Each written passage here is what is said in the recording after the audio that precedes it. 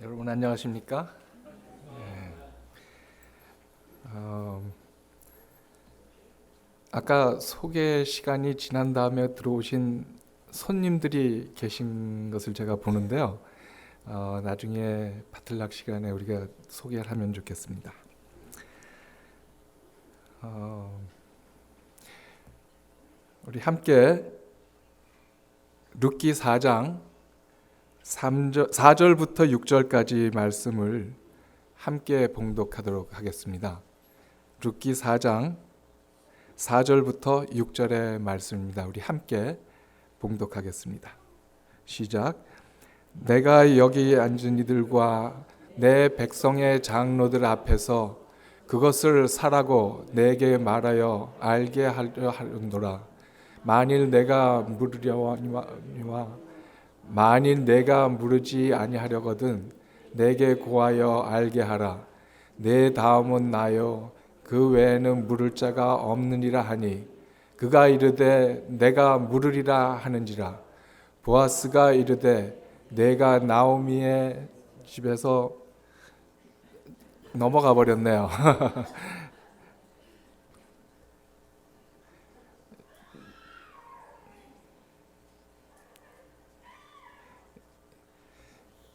예, 다시 그 4절 다시 읽겠습니다. 5절 시작. 보아스가 이르되 내가 나오미의 손에서 조금 방송 사고가 있습니다. 6절을 그냥 읽겠습니다. 시작. 그 기업 물을 자가 이르되 나는 내 기업에 손해가 있을까 하여 나를 위하여 물으지 못하노니 내가 물을 것을 내가 물으라. 나는 물으지 못하겠노라 하는지라. 작년에 우리 젊은 층에 속해 있던 영어교회가 분가를 하고 나서 많은 분들이 너무 교회가 썰렁하다고 그렇게 느끼셨을 겁니다. 많은 분들이 저에게 또 그렇게 말씀을 하셨습니다. 그런데 그런 가운데서도 남은 무리가 우리 교회에 있다는 것을 아실 것입니다. 여러분들도 그러시겠지만은 저는 우리 교회의 젊은 그룹이 크게 성장되기를 계속해서 기도드리고 있습니다. 작년 말경에 우리 마이클 집사님과 조슈아 박 집사님이 목사님하고 저를 만나자고 찾아오셨습니다. 그리고 말씀하시기를 여태까지는 우리 영어교회가 해왔던 그런 방법과는 다르게 젊은 그룹이 한국 교회에 속해서 함께 예배도 드리고 또 같이 활동을 하고 싶다고 그렇게 말씀을 하시면서 우리가 무엇인가 교회를 돕고 싶은데 무엇을 도와드리면 좋겠습니까? 하고 질문을 했습니다. 저와 목사님은 너무나 기뻤습니다. 우리가 계속해서 기도해 왔는데 하나님께서 기도에 응답을 해주시는 것 같은 그러한 느낌을 제가 받았고 또 그렇다고 확신을 했습니다. 저는 이분들에게 무엇보다도 이렇게 먼저 말씀을 드렸습니다. 여러분들은 우리 기도에 하나님이 응답하신 선물이라고 그렇게 생각한다고 말씀을 했습니다. 몇 주 전에 그분들 중에 몇 분이 집사 안수도 받으시고 현재는 여러 방면에서 봉사를 하고 계십니다. 요즘 이 젊은 층의 활동이 활발하게 이루어지고 있습니다. 아직은 미약하지만은 그러나 열심히 시작을 하고 있습니다. 특별히 한국어 설교를 영어권 분들을 위해서 영어로 통역하는 일을 시작을 했습니다. 지금도 그렇게 듣고 계시죠? 그 다음에 우리 어린이들을 위해서는 영화반, 유년반을 시작을 했습니다. 또 청장년을 위해서 영어 성경 공부반이 시작을 했고요. 또 오후에는 한글 학교도 시작을 했습니다. 저는 이분들에게서 우리 교회의 미래를 보고 있습니다. 그 그룹에 어떤 분들이 있는지 여러분들에게 좀 잠깐 소개를 해드리고 싶습니다. 그 그룹이 몇 명쯤 된다고 여러분들 생각하십니까? 우리 교회의 전체 출석 인원을 볼 때에 제가 이렇게 손을 꼽아 보니까 한 20-30% 차지하는 것 같습니다. 그래서 요즘 우리 교회의 평균 연령이 훨씬 낮아졌습니다.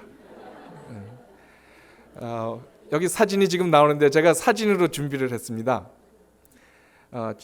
이 가족의 여러분들 자주 보시죠? 자주 보시는가 매 안식일날 보고 있습니다. 최희노 성도님, 연주희 성도님, 그리고 린과 리아가 있고요.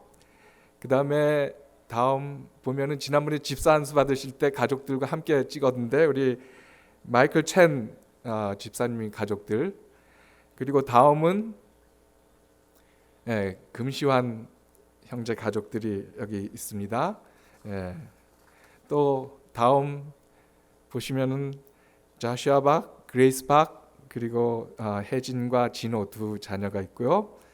그리고 도진경 여기 오셨네요. 지금 저기 뒤에 계시는 도진경, 또 남편 하비엘은 오늘 아마 스페니시 교회에 출석을 하고 계시고, 그리고 한결 아들 한결 군, 그 다음에 다음은 데빌리 군, 아주 멋진 사진을 보내주셨습니다. 그 다음에 다음 사진에 보면 권유진 군, 이화순 집사님 아드님이시죠. 그리고 다음 사진 누군지 아시겠죠? 우리 신디오 친구분이신데 크리스티나 린, 우리 교회에 지금 출석하고 계십니다. 그리고 다음 사진을 보면은 우리 윤수경 성도님 자녀 손효원, 손주원 가족이 출석하고 계시고요. 그리고 옆에 방에 지금 어린이들을 가르치고 있는 우리 임진희 성도, 우리 목사님의 따님입니다. 그리고 또 있죠, 김혜련, 그리고 네이슨 린, 한국 이름으로 위젠데, 이렇게 여러분들이 지금 출석하고 계시고, 아주 우리 젊은 그룹에서 지금 굉장한 열기가 있습니다. 그래서 오늘 손님들을 또 많이 모시고 오겠다고 그렇게 하시고, 아마 앞에도 손님 모시고 오신 분들이 아마 계십니다. 아직 이 그룹이 초기 단계이기 때문에 여러분들의 많은 관심과 격려와 도움이 필요합니다. 저는 이 그룹이 더 큰 그룹으로 자라서 우리 멋진 교회의 일꾼들로 성장하기를 기도합니다. 이분들을 위해서 기도해 주시고, 그리고 만날 때마다 격려해 주시고 힘 주시기를 부탁드립니다. 이만큼만 제가 말씀을 드리고요. 이제 우리 말씀으로 돌아가겠습니다. 인도 나라에는 사티라는 제도가 있습니다. 사티. 인도의 오래된 힌두교 문화인데요. 남편이 죽게 되면 그 남편을 화장하면서 남아있는 아내도 함께 순장하는 그러한 제도입니다. 순장이 뭔지 아시죠?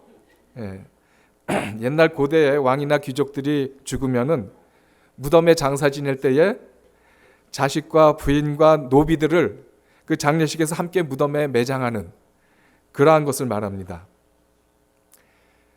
18세기 말에, 그러니까 한 200년 전만 해도 윌리엄 캐리라고 하는 선교사가 인도에 도착을 해보니까 1년에 수십만 명의 그 과부들이 뜻하지 않게 남편의 죽음 때문에 이 사티로 희생을 당하는 그러한 것을 보게 되었습니다.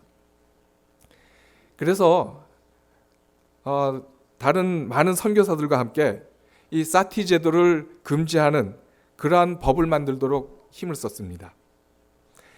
1829년에 인도의 식민지 정부와 또 선교사들, 또 인도 의회가 함께 이 사티를 금지하는 그러한 법을 만들었습니다. 그런데 놀라운 것은 요즘도 해외 그 뉴스에 보면은 인도의 어느 시골 마을에서 친척들이 남은 과부를 사티행했다는 그러한 기사가 나곤 합니다. 인도에서 남편을 잃은 과부는 남편을 죽인 살인자로 낙인이 찍혀서 재혼도 허락되지 않고요. 또 만약에 자녀가 없을 경우에는 그 친척들이 남편을 대신해서 가족의 신을 섬길 자녀를 낳을 수 있도록 하는 일을 행한다고 합니다. 그렇게 해서 자녀를 낳고 나면 과부는 이제 사회적 용도를 다했다고 해서 머리를 깎고 평생 외부 출입을 금지합니다. 그래서 친척을 통해서 남편의 대를 이을 자녀를 낳는다는 그러한 이 제도는 어떻게 보면 성경에 또 그러한 비슷한 제도가 있습니다. 우리가 아는 고엘 제도라고 하는 것입니다. 그렇지만은 이 성경에 나와 있는 고엘 제도는 사티 제도와는 좀 큰 차이가 있습니다. 성경의 고엘 제도는 과부의 권리와 생명을 보호해 주기 위해서 하나님께서 제정하신 그러한 법이지만은 반면에 이 사티라고 하는 인도의 제도는 과부의 남은 재산을 빼앗고 그 과부의 삶을 파괴하는 그러한 사회적, 종교적 그러한 문화라고 하는 면에서 성경과는 큰 차이가 있는 것입니다. 계속해서 그 문화와 종교적인 이름으로 사람들을 억압하고 핍박하는 것이 바로 이 사티 제도입니다.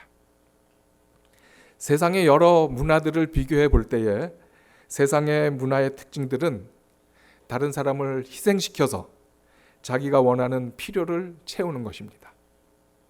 그렇지만 성경적인 관점에서 보면요, 우리의 물질과 재산을 희생해서라도 그 필요를 도와주는 것이 성경의 사상입니다. 여러분, 하나님께서는 타락한 이 세상을 향해서요, 하나님께서 창조하신 뜻대로 살아가는 그러한 인간 공동체를 만드셨고요, 그렇게 만드시기를 원하셨고 이스라엘 백성들을 부르셨습니다. 그리고 그 이스라엘 백성들에게 율법을 주셨고 또 그리스도의 복음대로 제자들을 부르셔서 서로가 서로를 책임지는 그런 공동체로 살아가기를 원하셨습니다. 그래서 이것이 오늘 우리가 나눌 바로 그 고엘 제도입니다. 여러분이 고엘이라고 하는 단어는 히브리어의 가알이라고 하는 동사에서 나온 것입니다. 가알이라고 하는 말은 대신 지불해주다 혹은 구원해주다 라고 하는 의미를 가지고 있습니다. 여러분이 만약에 어떤 식당에 갔을 때에 식사를 하고 나서 계산을 하려고 하는데 누군가 여러분의 식사값을 지불을 해주셨다는 이야기를 들을 때에 여러분들 기분이 어떻습니까? 예, 좋으시죠?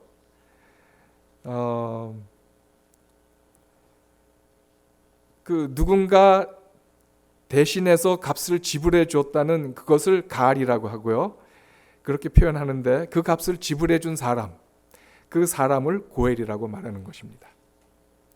그래서 성경에서는 이 고엘을 한국말로 기업 물을 자라고 번역을 했습니다.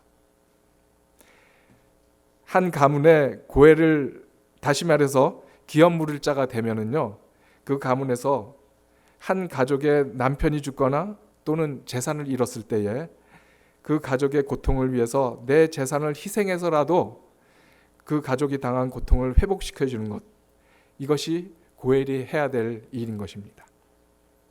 그래서 이스라엘 백성 가운데서 고엘이 된다는 것은요, 대단히 존귀한 그러한 이름을 갖게 되는 것입니다. 왜냐하면 한 가문은 하나님께서 주신 축복인데 그 하나님을 대신해서 감당해주고 회복시켜 주는 것이 바로 이 고엘의 책임이기 때문에 그렇습니다. 그러면 오늘 본문 말씀 가운데서 나오미와 룻이라고 하는 두 여인이 나오는데요. 우리가 1장부터 쭉 읽어보면은 이 나오미라고 하는 여인은 엘리멜렉의 부인입니다. 이 나오미가 남편 엘리멜렉과 함께 모압 땅으로 이민을 갔습니다. 그곳에서 10년을 사는 동안에 그들의 기대와는 다르게 남편인 그 엘리멜렉이 일찍 세상을 떠났고, 그리고 남편을 잃고 과부가 된 나오미는 남은 유일한 소망, 그 두 아들들을 결혼시켜서 집안의 대를 잇는 것이었습니다. 왜냐하면 그 당시에 과부가 된다는 것은 모든 권리를 잃는 것과 같은 그러한 의미가 있기 때문이었습니다. 경제적인 소유권, 또 생존권, 또 종교적이고 사회적인 그러한 모든 권리를 다 잃어버리는 그러한 것이었습니다. 그래서 나오미는 두 아들들에게 희망을 걸고 두 아들 말론과 기련을 결혼시켰습니다. 그런데 그 두 아들들도 자녀가 없이 일찍 세상을 떠났습니다. 그래서 나오미는 이제 남은 두 며느리 오르바와 룻을 데리고 고향 베들레헴으로 돌아오는 길에 나오미가 그 두 며느리에게 너희는 모압 땅으로 다시 돌아가서 결혼을 하고 그리고 남편의 집에서 위로를 받으라고 그렇게 말을 합니다. 그리고 나하고 함께 베들레헴으로 돌아가면 내가 나이가 많고 늙었기 때문에 이제 내가 다시 남편을 얻어서 자식을 낳고 그 아들을 낳아서 고엘의 책임을 감당하기에는 내가 너무 늙고 소망이 없다고 그렇게 얘기했을 때에 이 큰 며느리 오르바는 오던 길을 되돌아갔고 작은 며느리 룻이 그 시어머니 나오미를 쫓아서 베들레헴으로 왔습니다. 그때 그 룻이 한 유명한 고백이 있습니다. 어머님의 하나님은 나의 하나님이시니 나는 어머니를 따라가겠습니다 라고 하는 것이었습니다. 그리고 베들레헴으로 올라와서 열심히 이삭을 주면서 그 시어머니를 복량합니다. 그런데 그 이삭을 줍던 그 밭의 주인이 보아스라고 하는 사람이었는데 그 보아스는 이 엘리멜렉의 가장 가까운 친척 중에 하나였고 기업 물을 자였습니다. 그래서 나오미의 지시를 따라서 추수하는 타작마당에 보아스가 그 잠자고 있던 그곳을 지켜보다가 늦은 밤에 보아스에게 찾아갑니다.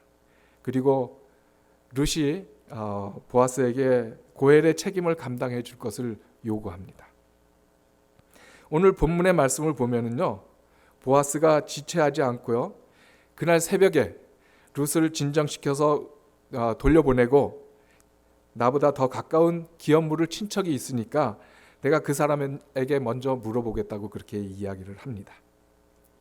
만일 그 친척이 감당하겠다고 하면 그렇게 하게 하겠지만 만약에 그 친척이 그렇게 하지 않겠다고 하면 내가 그 고엘의 책임을 감당하겠다고 그렇게 이야기를 하면서 반드시 하나님께서 이 일을 이루실 것이라고 약속하고 보아스가 그날 새벽에 성문에 나가서 더 가까운 친족 그 기업 물을 자를 기다린 것입니다.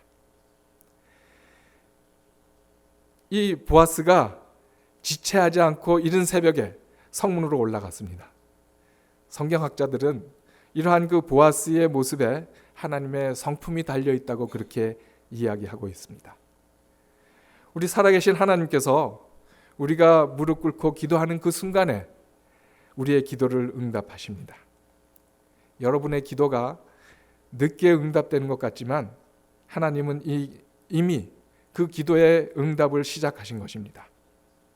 하나님께서 얼마나 빨리 이 기도를 응답하셨는가 하면요, 그 나오미와 룻이 하나님 앞에 엎드리고 기도하고 보아스에게 나갔는데 하나님은 그 과부의 고난을 대비해서 보아스라고 하는 인물을 이미 오래전에 예비해 두셨던 것입니다. 그래서 너무나 오래전에 이미 예비해 두셨습니다. 마태복음 1장 그 4절과 5절을 보면은 이렇게 적혀 있습니다. 아미나답은 나손을 낳고 나손은 살몬을 낳고 살몬은 라합에게서 보아스를 낳고. 여러분은 보아스가 누굽니까? 그 보아스의 어머니가 누굽니까? 라합이죠. 라합이라고 하는 여인입니다. 보아스는 여리고의 기생이었던 라합이라고 하는 그 이방 여인의 아들입니다. 기생의 아들로 태어나서 아마도 평생을 이방 여인으로서 유대 사회의 멸시를 받아가면서 살아가는 그 자기 어머니를 보았을 것입니다. 그래서 그랬는지 많은 성경학자들은 이 보아스가 유대의 여인과 결혼을 하지 못했을 것이라고 말합니다. 룻과의 결혼이 그러니까 첫 번째 결혼이라고 그렇게 보고 있습니다. 보아스는 이 모압 여인 룻의 가난한 처지의 이야기를 들었습니다. 룻이라는 이방 여인이 이스라엘의 하나님을 위해서 자기 종교와 자기 가족과 그리고 그런 것들을 버리고 베들레헴으로 올라온 그 이야기를 듣고 보아스는 아마도 최선을 다해서 이 룻과 나오미를 돌보고 보호해 주었을 것입니다. 이 보아스는 룻과 나오미를 위해서 하나님께서 오래전부터 예비하신 하나님의 은혜이고 축복이고 기도의 응답이라고 생각합니다. 그 아침에 보아스가 일찍 그 성문에 올라가서 더 가까운 친족을 기다리다가 드디어 그 기업 무르자 그 사람을 만났습니다. 그때가 추수 때였기 때문에 성읍에 살던 많은 사람들이 이른 아침에 일어나서 추수밭에 가기 위해서 그 성문을 지나갔을 것입니다. 그 많은 지나가는 사람들 중에 기업 무르자를 발견하고 보아스가 이렇게 말을 합니다. 룻기 4장 1절을 보면 마침 보아스가 말하던 기업 물을 자가 지나가는지라. 여기 그 기업 물을 자가 지나간다고 하는 내용의 말이 있는데 이 말은 이 한국 성경을 가만 보면은 평서문으로 그렇게 쓰여 있습니다. 그렇죠? 그런데 히브리 그 성경에는 이 부분이 감탄문으로 되어 있다고 합니다. 그래서 바인네이 하 고엘 오벨 이렇게 쓰여 있어요. 아마 이 말을 그 사람의 표현을 제가 조금 흉내낸다면 바인네이 하 고엘 오벨. 그래서 이 바인네이라는 말은 보라라는 그러한 말인데요. 다시 말하면 보라 그 기업 물을 자가 지나가는구나 하고 이렇게 감탄문 같은 그러한 그 외치는 말입니다. 오랫동안 기다리던 그 보아스가 그 사람이 지나가는 것을 보고 외친 말입니다. 그때에 그 보아스와 함께하고 있던 그 사람들, 그 고엘이라고 하는 이름을 갖게 될 그 친족을 바라보면서 아마도 기대와 존경을 가지고 그러한 마음으로 쳐다보았을 것입니다. 한 가문이 당한 고난의 문제를 해결해주고 하나님을 대신해서 그 고통을 나오미와 룻을 구해줄 그 사람을 존경의 눈으로 바라보았을 것입니다.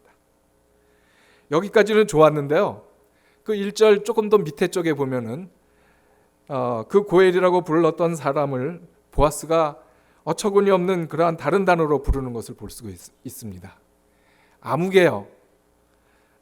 거기에 그 아무개요라고 하는 그러한 말은 우리 한국식으로 바꾸어서 표현하면 아마도 이름 없는 거시기 아마 이렇게 우리가 한국말로 표현을 할 수가 있는데요. 한 가문의 고통을 당하는 그러한 가족의 형편을 회복시켜주고 구원해야 될 그러한 어른에게 이름 없는 거시기, 아무개 이렇게 표현하는 것은 사용할 수 없는 그러한 표현이라고 합니다. 그래서 많은 신학자들이 말하기를 아마도 보아스는 이 사람의 이름을 불렀을 텐데 이 성경 기자가 보니까 이 사람의 삶과 그리고 행동이 성경에 기록할 만한 그러한 삶을 살지 못했고 그랬기 때문에 그냥 이름 없는 아무개라는 표현을 썼을 것이라고 그렇게 말합니다. 여러분, 저와 여러분은 하나님이 주신 그 이름에 걸맞는 삶을 살아야 한다고 생각합니다. 또 그래서 하나님께서는 우리에게 하나님의 자녀라는 이름을 주셨고, 또 그리스도의 제자라고 하는 이름, 그러한 이름에 걸맞는 그러한 삶을 사시게 되시기를 바랍니다. 이 기업 물을 자가 될 수 있는 이 사람은 그러한 삶을 살지 못했습니다. 그래서 결국에는 성경에 이름도 사용할 수 없는 그러한 삶을 살게 되었던 것입니다. 신명기 25장 8절부터 12절에는 8절부터 10절에는 고엘의 책임을 감당하지 않은 사람에게 이러한 말씀을 하고 있습니다. 우리 함께 이 말씀을 읽어보겠습니다. 시작.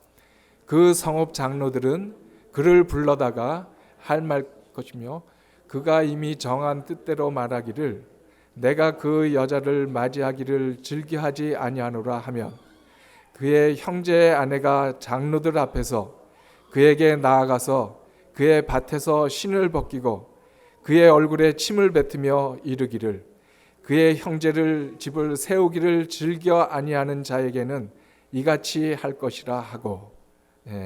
10절 시작. 이스라엘 중에서 그의 이름을 신 벗김 받은 자의 집이라고 부를 것이니라.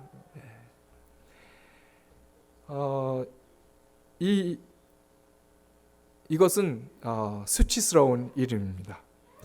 기업 물일 자라고 하는 영광스러운 그 존귀한 이름을 가져야 할 그가 책임을 감당하지 않겠다고 하면은요, 그 사람은 신 벗기운 자의 집이라고 하는 신 벗기운 자, 그러한 수치스러운 이름을 갖게 되는 것입니다. 여러분, 하나님께서 우리에게 존귀하고 영광스러운 이름을 주셨는데 그 이름값대로 우리가 그러한 삶을 살지 못하면 우리는 세상에서도 수치스러운 삶을, 그러한 수치스러운 이름을 갖게 될 것이라는 것입니다. 이 사람은 그 이름에 걸맞는 삶을 살지 못했기 때문에 이름이 성경에 기록되지 못한 것입니다. 물론 이 사람이 처음부터 그렇게 기업 물을 자의 책임을 감당하지 못하겠다고 한 것은 아닙니다. 처음에는 감당하겠다고 그랬습니다. 그렇지만 2절과 3절의 말씀을 우리가 한번 같이 읽어보겠습니다. 시작. 2절 우리 같이 한번 읽겠습니다. 시작. 보아스가 그 성읍 장로 10명을 청하여 이르되 당신들은 여기 앉으라 하니 그들이 앉음에 보아스가 그 기업 물을 자에게 이르되 모압 지방에서 돌아온 나오미가 우리 형제 엘리멜렉의 소유를 팔려 함으로. 이 성경절을 보면요, 나오미에게 팔 땅이 있었다는 것입니다. 여러분은 이 4장만 읽었기 때문에 그냥 그런가 보다 우리가 그렇게 생각할 수 있지만은 룻기 1장부터 쭉 읽어가다 보면은요, 이것은 정말 너무나 의외의 그러한 이야기입니다. 왜냐하면 나오미는 지금 너무너무 가난해서 그 며느리가 추수밭에 나가서 이삭을 주어가지고 그렇게 생계를 유지하고 하여 가던 그러한 그 가난한 과부인데 그에게 팔 땅이 있다는 것입니다. 이 이야기는 가만 생각해 보니까 한국의 어떤 아주 드라마 같은 그런 정말 너무나 재미있는 스토리 아닙니까? 제가 만약 이렇게 그 룻이었다면 이 이야기를 들었을 때에 이렇게 생각을 했을 것입니다. 그래서 우리 시어머니가 그 모압 땅으로 돌아올 때 나보고 따라오지 말라고 그렇게 얘기를 했나 보다. 가난한 과부인 줄 알았는데 따라와서 보니까 땅 부자였다는 것입니다. 여러분, 그러면은 이 나오미가 가지고 있다는 땅의 비밀이 무엇입니까? 그것은 우리가 이스라엘의 희년 제도에서 살펴볼 수 있습니다. 레위기 25장 15절에 보면은요, 이스라엘에서는 자기 집의 땅을 팔 때에 희년의 연수에 따라서 이웃에게 살 것이요, 희년의 연수를 따라서 그 열매 얻을 연수를 따라서 그것을 팔 것인즉, 이렇게 이야기를 하고 있는데 이스라엘은 6년 동안은 땅을 경작하고 7년째가 되면은 안식년으로 땅을 경작하지 않고 쉬게 합니다. 그래서 7번, 그렇게 7번의 안식년을 지나고 나면 49년이 되고 그 이듬해 50년째가 되면 희년이 되는데, 그렇게 될 때에 희년에는 땅을 경작하지 않고요, 모든 땅을 원소유주에게 다시 돌아가게 되어 있습니다. 그래서 땅을 팔 때에는 그 희년의 연수를 계산해서, 희년까지 연수 몇 년이 남았는지 그것을 계산해서 땅을 파는 것입니다. 그래서 아마 그 연수가 많이 남았으면 돈을 많이 받을 수 있고 적게 남았으면 돈을 적게 받을 수밖에 없는 것입니다. 아마도 룻기 1장 21절에 보니까 나오미가 그런 말을 하고 있어요. 거기에는 내가 풍족하게 나왔다가 궁핍하게 돌아간다는 이야기를 하는데, 이 엘레멜렉과 나오미도 예루살렘을 떠나고 모압으로 이주하면서 가지고 있던 그 땅을 희년의 연수를 계산해서 팔았던 것입니다. 그리고 그 돈을 가지고 이민을 가서 생활을 했던 것인데, 이제 기업 물을 자의 책임을 감당한다고 하는 것은 다시 그 희년의 연수를 계산해서 그 땅 값을 샀던 사람에게 돌려주고 그 땅을 찾아서 나오미가 경작하고 생계를 유지할 수 있도록 해주는 것, 이것이 희년의 제도이고 또 고엘 제도의 첫 번째 할 일입니다. 그 조건에 대해서는 그 남자가 뭐라고 말했는가 하면요, 4절에 보면은 내가 물으겠다 이렇게 이야기를 했습니다. 그런데 두 번째 또 고엘이 해야 될 일이 있는데, 두 번째 조건을 듣고 나서는 이 사람이 마음을 바꿨습니다. 우리 룻기 4장 5절부터 6절의 말씀을 한번 또 같이 읽겠습니다. 시작. 보아스가 이르되 내가 나오미의 손에서 그 밭을 사는 날에 곧 죽은 자의 아내 모압 여인 르덱에서 사서 그 죽은 자의 기업을 그의 이름으로 세워야 할지니라 하니, 그 기업 물을 자가 이르되 나는 내 기업에 손해가 있을까 하여 나를 물으지 못하겠노라. 내가 물을 것을 내가 물으라. 나는 물으지 못하겠노라 하는지라. 바로 이 나오미의 며느리인 룻을 아내로 맞이하면서 죽은 자를 위해서 대를 잇게 하는 것. 그러니까 결혼을 해서 자녀를 낳으라는 이 조건에 대해서는 이 사람이 마음을 바꿔서 그 기업 물을 자의 책임을 감당하지 못하겠다고 말합니다. 왜 그랬을까요? 룻은 보아스가 말한 대로 온 동네 사람들이 현숙한 여인으로 인정하는 그런 아주 좋은 아름다운 여인이었습니다. 그런데 이 여인을 맞이하는 일에 대해서는 이 사람이 거부하는 이유가 무엇이었을까 하는 것을 우리가 좀 생각을 해볼 수가 있습니다. 학자들이 여러 가지 이유를 제시하는데요, 첫 번째 이유는 이 사람이 기업 물을 것을 거부한 이유가 아마도 룻이 예쁘지 않았기 때문일 것이라고 그렇게 이야기를 하는 사람들이 있습니다. 왜냐하면은 성경에서 한 인물을 이야기할 때 인물이 좀 괜찮은 사람은 안목이 빼어나다거나 또 예쁘다거나 또 머리카락이 붉다거나 키가 크다거나 그런 뭔가 외모의 특징을 표현하는 일이 있었는데, 룻에 대해서는 아무런 그러한 언급이 없다는 것입니다. 그러니까 사람들이 생각하기에 아마 룻이 못생겼을 것이다 그렇게 이야기를 하는데요, 우리가 성경을 보면은 그 말에 좀 동의를 할 수 있는 그런 부분도 있습니다. 왜냐하면은 룻기 3장에 보면은 이른 아침에 그 보아스 침상을 찾아갔던 룻을 보아스가 안심시키면서 새벽녘이 될 때에 그 발치에 두었다가 이른 새벽에 보리를 6대 데워 주었다는 그런 표현이 나옵니다. 이것은 우리가 보통 한국에서 말하는 그러한 되가 아니고요, 한 번 되어 주었다는 것은 한 에바를 이야기한답니다. 그러니까 히브리 용량으로 볼 때 한 에바는 그 무게가 한 12kg 정도 나간다고 합니다. 그러면 6에바면 어느 정도 됩니까? 72kg. 그러니까 파운드로 따지면 160파운드쯤 되는데요. 옛날에 한국 그 쌀 한 가마니 정도 되지 않습니까? 그런 무게였습니다.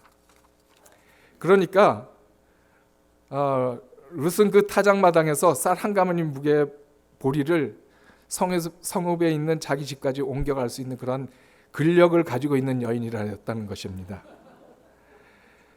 그러니까 그 신학자가 그런 표현을 쓰지 않았나 하고 추측을 해보게 되는 것입니다. 그렇지만 사람들이 보는 그 미에 대한 가치는 시대마다 다릅니다. 그 그리스의 비너스상을 보면은 비너스상의 몸매가 요즘에 뭐 모델 대회나 미인 대회에 나올 만한 그런 몸매는 아니지 않습니까? 좀 후덕한 그런 몸매죠. 예. 그런데 지금부터 한 3,500년 전 이 루세 시대와 비슷한 그러한 그 메소포타미아 문명이 있는 그 당시에 비너스 상들이 남아 있는데요. 그 몸매를 보면은 몸매가 거의 타원형 가까이 되는 그러한 몸매랍니다. 왜냐하면은 농사와 생산력을 중요시했던 그러한 시대였기 때문에 미에 대한 가치가 오늘날과는 좀 달랐습니다. 아마도 룻도 그 당시의 관점으로 보면은 상당히 괜찮은 미인이었을 것이라고 생각이 됩니다. 그래서 그것은 이유가 되지 않습니다. 그리고 어떤 신학자들은 이 남자가 룻을 거부한 이유는 이방 여인이 부담이 되었기 때문일 것이라고 그렇게 이야기를 합니다. 왜냐하면은 이 룻이 어머님의 하나님은 나의 하나님이 되고 라는 그러한 말을 했는데 그렇게 그 하나님을 예배하기 위해서 예루살렘으로 올라왔지만 베들레헴으로 올라왔지만 결국 이 여인을 부르는 유대인들의 표현을 보면은 죽은 자의 아내 모압 여인 룻이라는 것입니다. 모압 여인 룻이라고 이야기를 하는데요. 이방인들의 결혼은 이 경건한 유대인 사회에서 스캔들이 될 만한 그러한 일이었고, 더군다나 그 모압 여인은요, 신명기에 보면은 모압과 암몬 백성은 영영이 이스라엘 회중에 들어오지 못한다고 씌어 있습니다. 그래서 하나님이 율법으로 그렇게 막으신 그 민족, 그 여인을 아내로 만든다고 하는 것은 굉장히 부담스러울 것입니다. 어느 정도 그것도 설득력이 있습니다.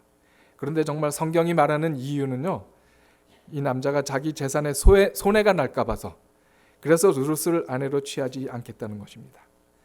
6절 말씀 가운데 보면은 나는 내 기업에 손해가 있을까 하여 나를 위하여 물으지 못하노니. 예.